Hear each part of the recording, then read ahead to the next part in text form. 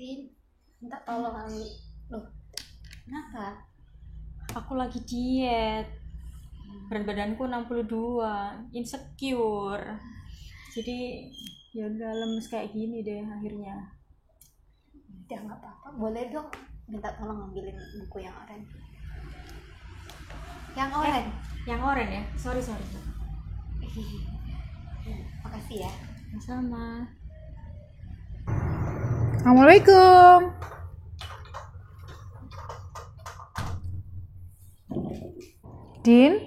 Dini, berkas klien hari ini,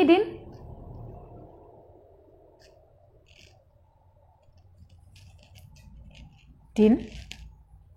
Berkas klien hari ini. Duh, berkas Ya?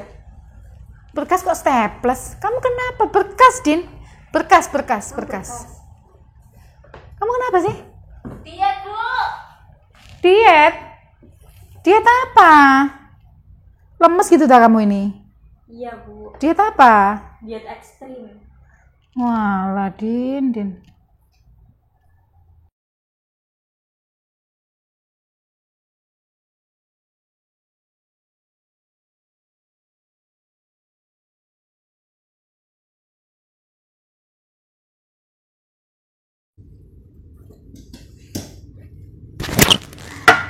Ayo. Enak ya makanannya? Loh, kenapa? Masih diet? Iya, masih. Emang nggak lapar diet kayak gitu terus? Ya lapar sih, lemas. Tapi ya mau gimana lagi? Kan aku mau turun berat badanku. Penuh perjuangan ya ternyata. Pantesan ya sering lemes kemarin juga. Iya, makanya aku juga susah konsen kan. Itu sampai kapan sih dietnya? Sampai berat badanku turun. Butuh perjuangan banget ya.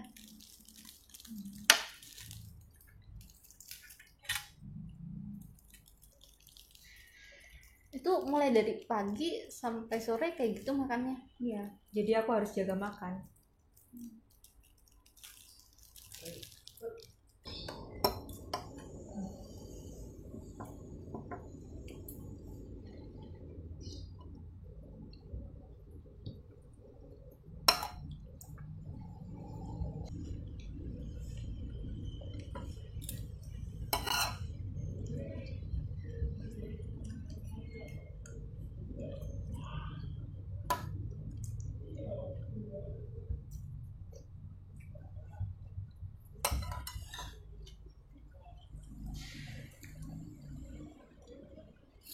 Assalamualaikum warahmatullahi wabarakatuh. Halo rekan-rekan sekalian, kali ini saya membahas tentang diet. Nah, di adegan sebelumnya yang sudah teman-teman semua saksikan, barangkali itu relate ya dengan kehidupan kita sehari-hari. Jadi bagaimana seseorang itu berupaya untuk diet dan menurunkan berat badan namun dengan cara yang ekstrim. Nah, kebanyakan dari kita menganggap diet itu dengan nggak makan sama sekali. Atau makan yang benar-benar sedikit sekali. Makan kukus-kukusan aja. Makan yang tanpa ada rasanya. Nggak pakai garam, nggak pakai gula, nggak pakai minyak sama sekali. Dan diet secara ekstrim. Nah, coba Anda perhatikan. Diet dengan cara yang seperti itu, apakah bisa bertahan lama? Atau hanya bertahan sebentar saja? Setelah berat badannya dirasa turun, sesuai dengan harapannya, coba cek lagi. Apakah diet itu masih berlanjut? Ataukah diet itu berakhir begitu saja? Dan kemudian pola makan kembali tidak karuan, memakan segalanya, atau bagaimana? Padahal diet itu sendiri artinya adalah pengaturan pola makan untuk kesehatan. Artinya, kita harus mengatur pola makan itu sesuai dengan kebutuhan nutrisi yang dibutuhkan oleh tubuh kita sehingga membuat tubuh kita menjadi jauh lebih sehat.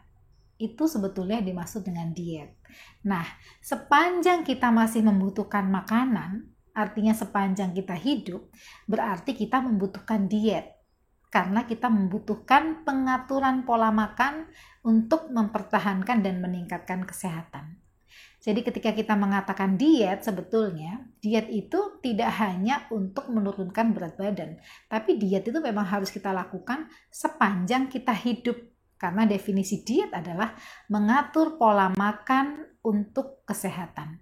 Tidak ada dikatakan diet untuk menguruskan badan, tidak ada, karena definisinya mengatakan demikian. Coba saja Anda perhatikan, di rumah sakit, orang-orang yang sakit, sekalipun badannya sudah kurus, tetap oleh dokter dan oleh ahli gizi disiapkan makanan diet tertentu. Kenapa? Tujuannya adalah untuk meningkatkan, mempertahankan kesehatannya sehingga pulih dari sakitnya. Artinya, diet itu tidak hanya untuk orang yang gemuk saja, tetapi untuk semua orang dan untuk semua kalangan sepanjang seseorang itu masih hidup dan sepanjang seseorang itu masih membutuhkan makanan. Seperti yang ada di adegan tadi, diet ekstrim, makan sedikit, makan yang tidak ada rasanya, ya.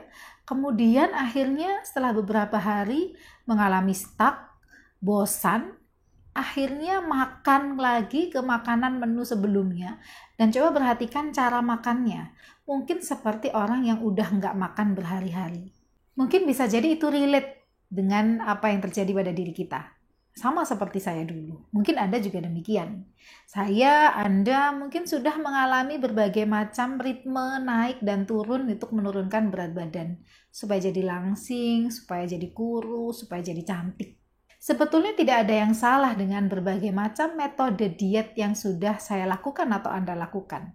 Kesalahan ada di dalam pikiran kita, kesalahan ada di dalam mindset kita sendiri. Sepanjang mindset kita tentang diet itu keliru memaknainya, maka sepanjang itu pula diet yang akan kita lakukan itu akan terasa menyiksa. Bayangkan, kalau kita melakukan sesuatu dengan tersiksa atau dengan terpaksa, apakah itu membuat kita nyaman? Ataukah itu bisa membuat kita bertahan lama? Tentu tidak, bukan? Padahal kalau kita ingat kembali dari definisi diet, diet adalah pengaturan pola makan untuk kesehatan, artinya diet itu dilakukan sepanjang waktu dan dalam jangka waktu yang lama. Kalau Anda mau diet, mulailah dengan mengubah mindset Anda tentang diet itu sendiri. Bahwa diet itu untuk kesehatan. Bukan untuk kurus, bukan untuk langsing. Diet itu untuk kesehatan sebagai bentuk tanggung jawab dan cinta kita kepada tubuh kita sendiri. Kenapa? Karena kitalah orang yang paling pertama kali harus bertanggung jawab atas kesehatan tubuh kita. Adapun beberapa penyebab kegemukan dari berbagai macam sumber yang saya dapatkan, antara lain adalah kurang gerak, gitu ya, lebih suka rebahan, tidur-tiduran aja, kemudian makan apa saja, makan tak kenal waktu, kemudian durasi tidur yang kurang berkualitas, kemudian minum minuman yang manis, yang bukan air putih, kemudian cara makan yang keliru, dan juga makan karena emosi. Nah, Anda perlu cek mana yang itu termasuk pada diri Anda. Nah, di buku saya yang saya beri judul Stop Diet, Saatnya Mindful Eating dan Mindful Gratitude, yang mau saya sampaikan kepada Anda semua adalah stop diet selama kita masih belum punya mindset yang benar, mindset yang positif tentang tubuh kita sendiri, tentang diri kita sendiri. Kenapa? Karena kalau kita masih memaksakan diri untuk diet, itu tidak akan bertahan lama. Yang terjadi malah setelah selesai diet itu, maka berat badan akan semakin naik, bahkan berkali-kali lipat dibandingkan sebelum diet itu sendiri. Buku ini mengajak kita untuk mindful eating dan mindful gratitude. Ketika kita makan, maka kita makan berkesadaran. Benar-benar menyadari bahwa kita itu sedang makan. Jadi makan itu memang makan yang disiapkan dan makan yang bertujuan. Bukan apa-apa makan. Dengar suara bakso lewat kita beli, kita makan. Kepengen apa kita makan, tidak. Tetapi memang makan itu kita siapkan. Makan dengan sadar dan makan dengan penuh rasa syukur. Sehingga ketika kita makan, kita mengunyah perlahan-lahan, kita nikmati sensasi rasanya. Tapi kita tidak boleh memberikan judgment, memberikan penilaian, nggak enak nih terlalu asin, nggak enak nih terlalu pedas, ini nggak enak banget. Tidak boleh mencela makanan. Jadi kita mensyukuri setiap makanan yang tersaji di hadapan kita, termasuk kita bersyukur dan berterima kasih kepada orang-orang yang terlibat sehingga makanan itu tersaji di hadapan kita. Mungkin petani, mungkin koki yang bagian masak gitu ya. Itu patut kita ucapkan terima kasih. Ketika kita makan dengan mindful eating dan mindful gratitude, itu kita bisa makan dengan tenang, kita bisa makan dengan perlahan, otomatis kita bisa menikmati makanan itu sendiri. Dan berdasarkan penelitian, ketika kita slow eating, apalagi kita mindful eating, maka rasa kenyang itu akan bertahan lebih lama. Kenapa demikian? Karena makan itu menjadi kegiatan yang bermakna bagi kita. Kita menyadari makan, kita merasakan makanan, dan itu nikmat, dan kita bersyukur sekali, sehingga rasa kenyang akan bertahan lebih lama dibandingkan ketika kita makan dengan fast eating. Makan dengan cepat, makan dengan membabi buta, makan tidak dirasakan, dan makan tidak disadari. Sehingga ketika sudah selesai makan, tidak lama kemudian kepengen makan lagi. Kenapa? Karena sudah terasa lapar. Sebab proses makan yang tadi dilewati itu tidak diberikan makna yang mendalam, tidak memberikan kesan. Saya mau beri Anda contoh bagaimana mempraktekkan mindful eating. Ini hanya contoh ya, kebetulan menu yang dibawa oleh Dini adalah menu dietnya. Ketika kita melakukan mindful eating, yang pertama kali dilakukan adalah makanlah dengan tegak. Ya, duduklah dengan tegak, tidak bersandar. Kalau Anda duduk di meja makan, Anda tidak bersandar di kursinya. Namun Anda juga tidak tegang, tapi Anda duduknya tegak seperti ini. Oke, kemudian kalau sudah, silakan Anda perhatikan makanan yang tersaji di piring Anda atau yang Anda ambil. Nah, perhatikan makanan itu. Nah, kemudian sebelum Anda makan kan Anda berdoa ya. Kita kan sebelum makan diajarkan untuk berdoa sesuai dengan keyakinan masing-masing. Kalau muslim ya berdoalah, mengucap basmalah dan doa makan. Oke, boleh ucap basmalah dulu dan doa makan. Nah, setelah itu sebelum Anda memulai makan, pandangi makanan Anda itu dengan penuh cinta kasih dan penuh rasa syukur. Apa yang kita bayangkan, kita mengatakan seperti ini di dalam pikiran kita.